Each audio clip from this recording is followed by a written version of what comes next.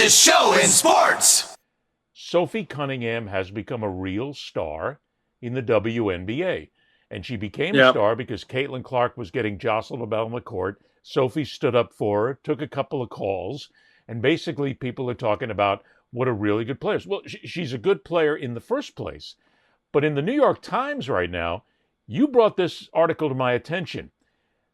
The New York Times, and here's the headline, "She avenged Caitlin Clark on the court, now sponsors, and the right love her." Because she is now known in a lot of circles as the MAGA Barbie. And she answered back in that article, and I'm reading for the people who are watching here along on YouTube, "I'm clearly white and from Missouri, and so I think there was a lot of assumption there." Points out she doesn't talk a lot about politics, but she does follow Candace Owens, who's a complete fraud and propagandist. She follows the Daily Wire, which is just as bad as Fox News, News Sport, OAN, and all the rest for printing out propaganda. And she gets on a lot of conservative posts. On Outkick, which is a conservative sports site, they said, "She's hot.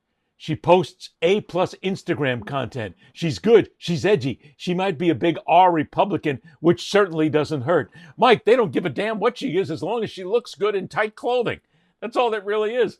But it brings up the great point, and I want you to talk about this first of all, because if Sophie Cunningham is being identified as MAGA Barbie, that brings up a great question. If you're a fan of Sophie Cunningham and your politics are different than hers, do you immediately then stop rooting for her? Do you stop following her? Because, hey, Mike, there's a lot of people out there who say if you're following the MAGA line, you're nothing more than another propagandist for Donald Trump. So what does that do to those people who want to make her their hero, if you will, but now they know she's following the bad guy? Yeah, we're so past. I was watching this thing on Bush and Reagan, and they were having a debate, the George H.W. in the 1980s about immigration, and how they basically said, we need to welcome these Mexicans into our country and find a way for them to become citizens because they're a viable part of our country. And yes, the people that are criminals, send them back. But the ones, oh my God, the Republican Party's gone 180 degrees on immigration in the last 40 years. So has the MAGA Party and everybody else. I would, I'm not saying I need to root for someone who has my political beliefs, but if you're following Candace Owens, I hate you. I don't want to see you hurt on the court, but I want to see you lose. I want to see you lose badly. The Indiana Fever are now America's MAGA team. Now, it doesn't hurt that the KKK was founded in Indiana. Okay, let's be clear about that. It doesn't hurt that we're at a time when some lady that's an advisor to the White House is going on Twitter saying, we need to see more white people in commercials. These are lousy people, Ed. These are not good people. It's not anything to do with being conservative. It's not anything to be doing with being family values oriented. I'm family values oriented. I don't sit there and read people that want to get rid of people that don't look like me and because they don't think like me. I don't think like that. Sophie Cunningham is a rotten human being because she follows Candace Owens. You can put that out there. I hate her. Is it then? I hate the fever. I hate the fever. In fact, I'm now rooting against Caitlin Clark's team. I love Caitlin Clark watching her. I hate them. I hope they get. But how far do we go, Mike? How far do we go? I'm personally going to. I'm gonna beat them. I'm gonna beat her with her. I'm gonna beat her with her grandmother's hose. I'm gonna set her on fire, and I'm gonna put her out with Kaepernick's cleats. You and hoses, like metaphorically. Man. You and your kids with the hoses, man. We got to do something about this. But it's a good point because metaphorically, we're such a politically divided country right now. Where either you're right, you're left, you're blue, you're red, and there's nothing that ever comes between. There's no such thing as purple anymore in this country.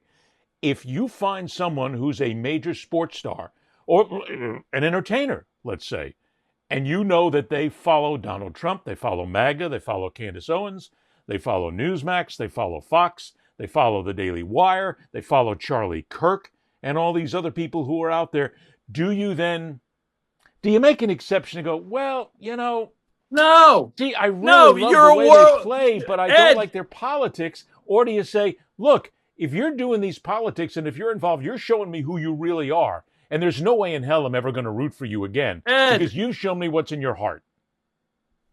Ed, we're at war. We're at war, Ed. Culturally, we're at war. These people are the enemy. Okay, I don't care if I have Indiana season tickets. Done. I'm done with them. This is me. This is where I'm at now. And it's the same on the other side. Do you know how many fans Bruce Springsteen lost because he criticized the president? Do you know how many people hated, thought that the Chiefs were it was a conspiracy theory that they were going to win every Super Bowl because Taylor and Travis were put together to become America's couple, and that this was a huge conspiracy there. And Taylor endorsed Kamala Harris. Like, let's be clear, Ed.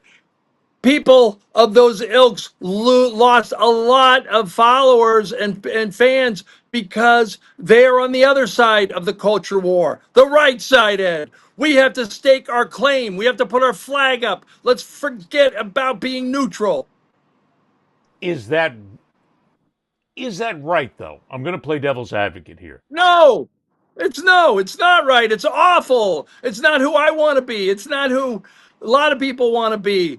This whole climate, the fact that sports is now a prism into the ugliness of our political polarization is sad, but it's where we're at. And you talk about fighting fire with fire, like and no, the whole notion of Michelle Obama saying they go low, we go high. No, we both go low now. That's what we do. And Well, you it's have to sad, go but low it's anymore if you true. think And about it, because you have to at least If meet them on Sophie their level. Cunningham is I mean, if look Sophie at what Cunningham is Gavin following, Newsom is doing in California right now. He's got somebody out there working his social media, and if you want to talk about it, he's mocking Trump every single day. And there are those on the it's right who will great. say that doesn't make him a very good governor because he's stooping low. Well, Trump has stooped low for how long? It's And, great. and you still It's follow him? great because it's satire. It's satire. He's out there being bombastic. And Yes. the hilarious thing is, there's people on the right that think it's serious, that's who he's become. Like, you're being very ungovernor like, doing these posts, and they're thinking they don't understand that it's satire and he's mocking Trump. So yeah, do I think Gavin Newsom it would be an ideal president? No, he's a little petty. He's a little mean spirited. And be honest, he might have more Botox in him than any of the Kardashians. But nonetheless, No. Mike, um, stop right there, young man. You have now crossed a line too far. No one has more Botox. No one has more scars than the Kardashians. Stop that, man. that's true. That's true. Beauty is pain. But I will say this. I will, in all seriousness, I'm gonna watch. I don't hate Sophie Cunningham, but if you're going to walk right into this world that has welcomed you, and it's an ugly world, and that's now your friend. It's like Draco Malfoy going over to see Voldemort at the end of Harry Potter. You find out later that Draco Malfoy actually had a lot of sympathy for Harry Potter and helped him defeat Voldemort. But at the time, Draco Malfoy was being welcomed in by this awful crowd of people that wanted to destroy the world. Well, that's Sophie Cunningham right now. She's walking right into the embracing arms of the people, the MAGA people who are sitting there at the front of Cracker Barrel saying, "Come on, Sophie, let's go have a chicken fried steak and eggs for breakfast." And she's going, "Sure, let's go. Have we Get the hell reached? out of here, Sophie. It's over, Sophie." Well, let's point out, too, that she says she's from Missouri, and Missouri is one of the deepest red states in America there is, without question. But have we reached a point where it is impossible, and it's not only impossible, but it's not correct to separate politics and sports. I mean, they used to basically walk on very different sides of the street here, Mike. But have we worked at that point right now because of what the right believes the left is doing and the left believes what the right is doing, and everybody is hating on each other and everybody is fighting each other? Have we reached a point where don't separate the two? If you root for somebody who's a fan of Gavin Newsom and you're a Republican, you need to basically walk away from them, because that's the wrong thing to do. Or if you're a fan of Sophie Cunningham and she identifies with MAGA, do you walk away from her because there's a problem with what she does? Or do we just root for people anymore? I mean, where does it go now? Well, it puts me in a bind because I really like watching Caitlin Clark, and that team moves the ball well. And I do like people that stand up for their teammates. If she had left it at that, she didn't have to reject. She didn't have to reject MAGA America. She didn't have to say, I'm the most liberal person in the world, and my friends are all in Black Lives Matters. And she didn't, and Antifa is portrayed wrongly. I don't like militancy on either side. I really don't. I really don't. But the reason Candace Owens and Charlie Kirk and people out there like that are, they're out there like that, is they do like militancy. They don't like the fact that you can love who you can love. They don't like the fact that science is getting in the way of religion.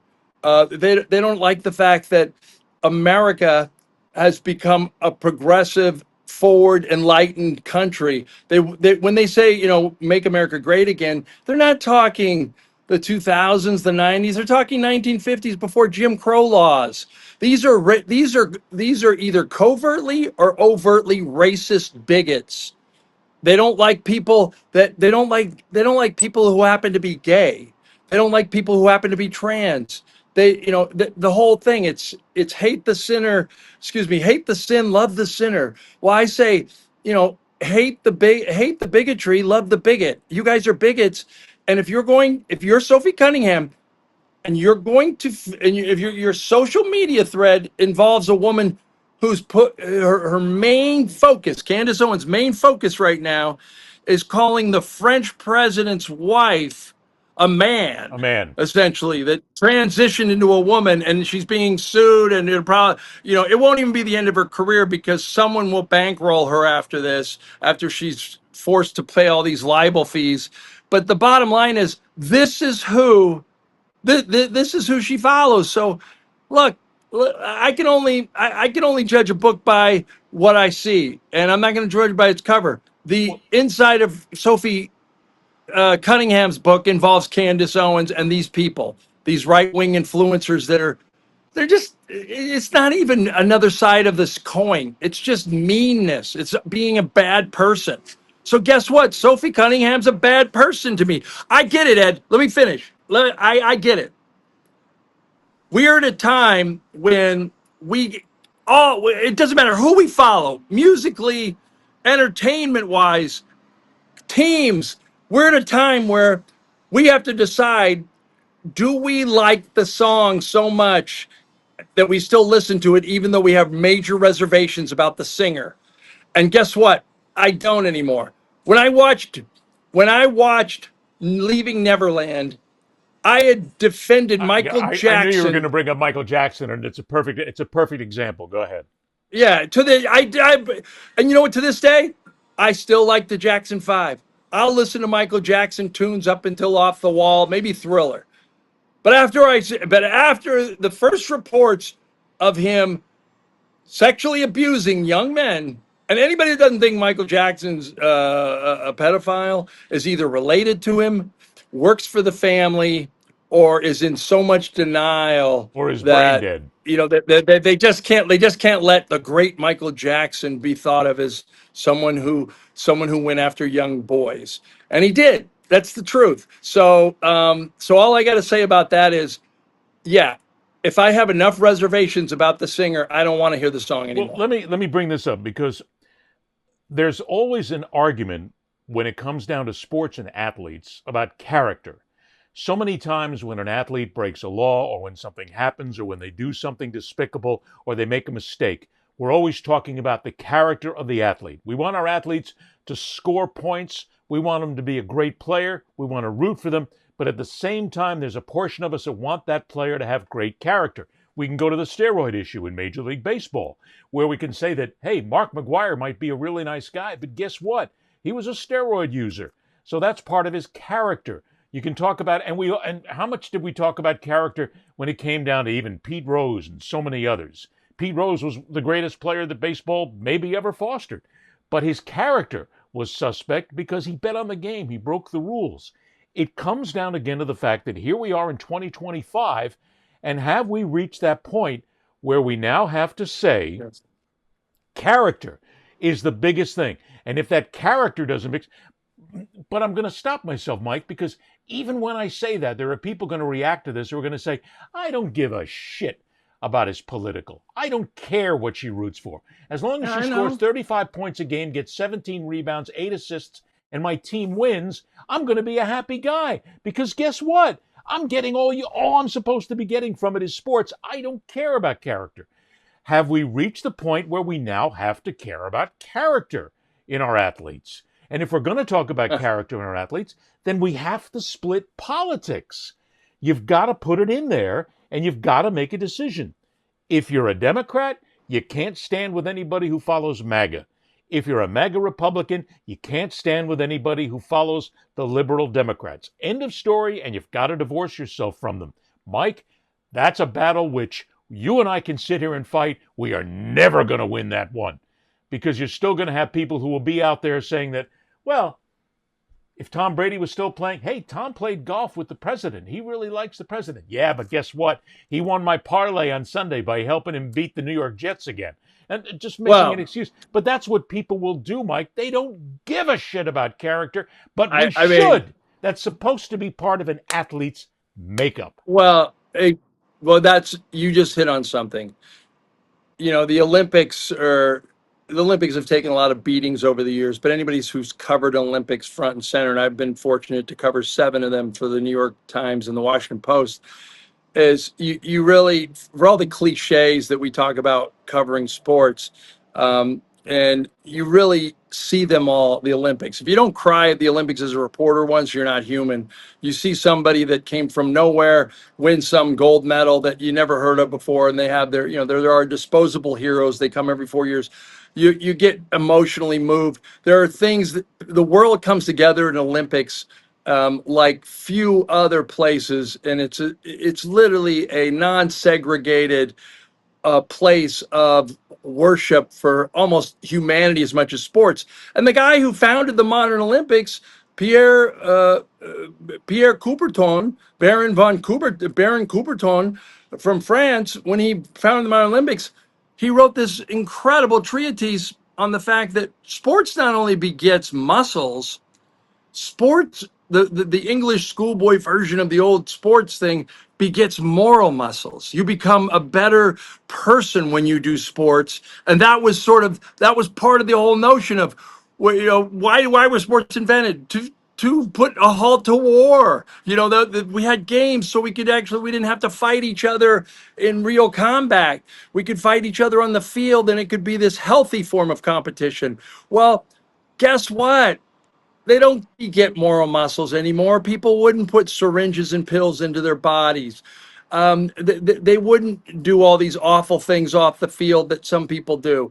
The bottom line is unless you are a bettor, which I think if you're a big degenerate gambler, you really get into that, I think you could fairly say it doesn't matter. You don't care what anybody's politics is. No, you don't care if they're racist, sexist. You don't care. As long as they win a game for you, and as long as I cash, I'm happy. You know that to be true. Right. And if you're like, and say, okay, your kids like Sophie Cunningham and you're a season ticket holder at the Indiana Fever, are you going to go to your kid and go, you can't like? So no, you're not going to. And the fact that she keeps her political views, I guess, on her Twitter pages and her social media and behind the scenes is probably healthy for her economically really right now. Out, and that's the point that Sophie was making. She doesn't really come out and she's in your face about her politics, but she doesn't deny it. She hasn't said anything negative about being called the MAGA Barbie. She apparently is living on that right now, or at least to a point. And she also, when you start looking at her X account, you can see that she follows people who are the hardcore far-right MAGA Republicans. That's got to say something about character. Well, exactly. Look, she's Riley Gaines in training. You know, the former swimmer that finished fifth to Leah Thompson, the trans swimmer from the University of Pennsylvania, and she finished fifth to her. Leah Thompson's records have been stripped. I agree with it, to be honest. I think boys and girls can compete all they want until puberty. Once you're biologically changed, I believe that you should be in an open division. If you're going to identify as another sex, and then you put all your times together with that person, that's fine. I don't think that they shouldn't compete at all, that people that are trans shouldn't compete at all, but I don't think their results should be next to biological woman. That's me. But all that said, Sophie Cunningham is a role player. She's a role player in the WNBA, which doesn't pay enough anyway. It should, but it doesn't pay enough. At some point, she's going to have to retire. She's going to become a conservative influencer. She has a huge social media following. Huge. Yeah, she just got a huge media following. Her Twitter numbers went up tenfold when she became like the defender of the white pigtailed girl from Iowa.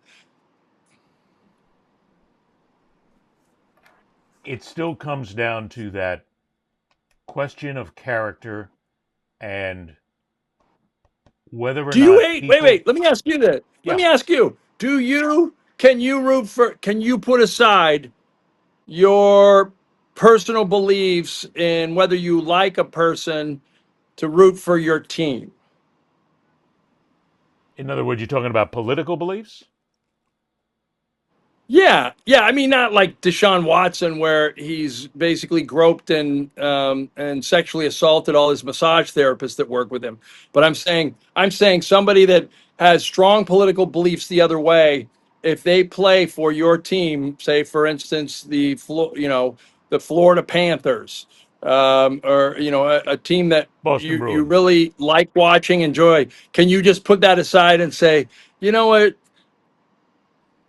Keith Kachuk, he's a wild, crazy Trumpian, but damn it, he plays some good hockey. Well, I'm actually a Boston Bruins fan, so that's okay. You can just make sure. I got to make sure to point that out there. There you go. That's a perfect example right there, because Tim Thomas, the goalie on the Stanley Cup team, of course, as you know, would not go to the White House to be honored by Barack Obama with the team. Correct.